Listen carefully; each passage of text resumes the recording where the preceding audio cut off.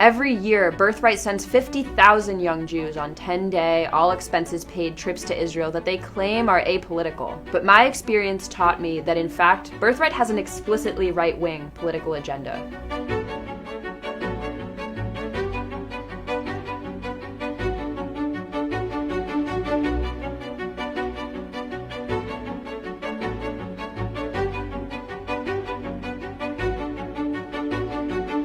Visiting Israel in 2018 and not talking about Israel's military occupation of Palestinians is like visiting the Deep South in the 1950s and not talking about Jim Crow segregation.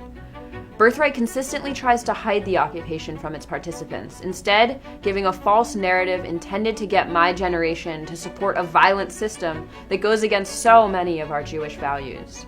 I grew up with a deep commitment to social justice, and that meant asking hard questions when I saw something wasn't right. My grandparents are Holocaust survivors, and their stories have always driven me to fight for justice and stand up for the freedom and dignity of all people. This spring, I saw all the violence happening in Gaza, when the Israeli army killed more than 100 Palestinian protesters and used live ammunition to injure thousands more. I was horrified by this outburst of violence, and I went to protests on my college campus with If Not Now, a movement led by young American Jews to end our community's support for the occupation. With If Not Now, I learned how these killings were linked to the 51-year-long occupation of the Palestinian people.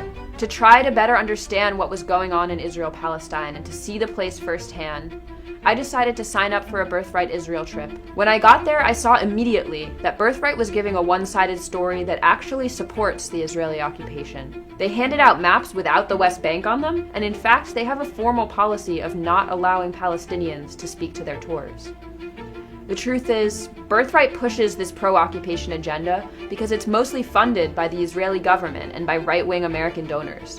Sheldon Adelson, a right-wing billionaire who has given millions to Donald Trump, has also contributed at least $200 million to Birthright itself. This is not a coincidence.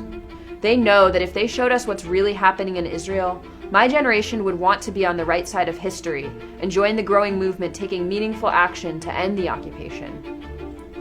From day one, it was clear to me that the other people on my trip wanted to know more about the occupation and hear directly from Palestinians, but our itinerary purposefully left this out, using the Israeli government's talking points instead of the truth when talking about the conflict. I made a choice.